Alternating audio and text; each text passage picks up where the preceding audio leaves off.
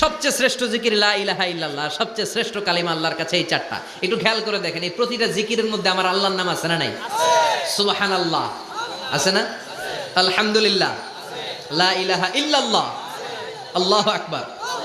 আল্লাহ ছাড়া আল্লাহর নাম থাকবে না, যেই শব্দের মধ্যে ওই সমস্ত নাম আর হুই হুই হুই হুই এগুলো দিয়ে কোনো জিকির করা যাবে না।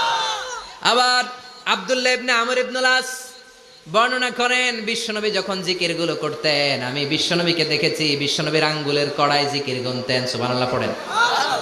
দেখতেছেন আমার হাত দেখা যায়? দেখা যায়, দেখা যায়। রাআইতুন নাবিয়্যা, আব্দুল্লাহ ইবনে আমর ইবনুল আসের বর্ণনা, রাআইতুন নাবিয়্যা ইয়াকিদু তাসবিহা বিয়ামিনিহি, আমি বিশ্বনবীকে ডান হাতের গিড়ার ভেতরে তাসবিহ গুনতে শুনেছি, তাসবিহ গুনতে দেখেছি। সুবহানাল্লাহ পড়েন। এখন আমরা লম্বা তাসবিহ ছড়া নেই না, এটা জায়েজ, কিন্তু শ্রেষ্ঠ হচ্ছে হাতের গিড়ায় গণা। এই প্রতিটা গিড়া in the day of judgement আপনার পক্ষে সাক্ষী দিবে।